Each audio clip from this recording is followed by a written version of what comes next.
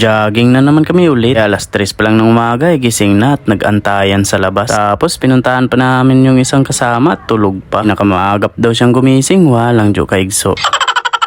Kaso bigla akong nahilo kaya di na ako sumama. Sabi ni Igso kung di kaya wag na daw ipilit. Kaya yun di na ako natuloy kaya pasensya na. Kauwi ko ay bumili na ako ng kanin at ulam. Kain lang ako konti sabay tulog. Dahil sobrang sakit talaga ng ulo ko. Habang sila nagja-jogging daw pero naka-tricycle papuntang bundok. Ang galing naman ng jogging yaan.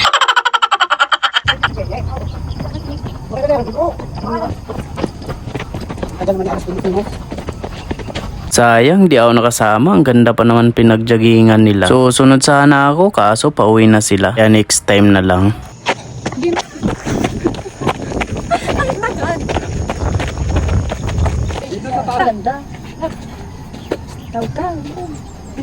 Mas marami pa nga ang pa-picture kaysa natakbo. Pagkatapos ako po.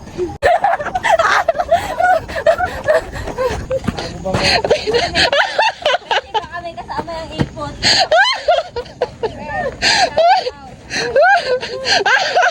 Sunod, wag ka nang umupo kahit saan para ka tuloy umihi. Pagkatapos tumatakbo ay magti-tiktok na.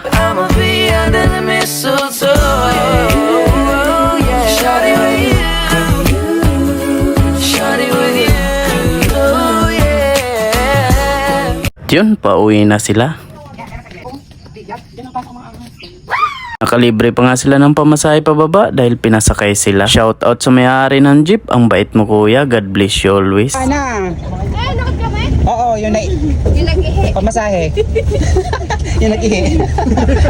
Nagbuko Diyos muna sila at sobrang pagod daw magpa-picture ay este ang tumatakbo. Bantayan. Ate na lang kayo. Ate ka ni Parisa. Hindi naman masama. Oo kasi siya may regla. Ang libre si Dudong. Naglakad na sila pabalik dahil sobrang traffic sa Santo Tomas. At yun lang, salamat sa panonood. Bye-bye!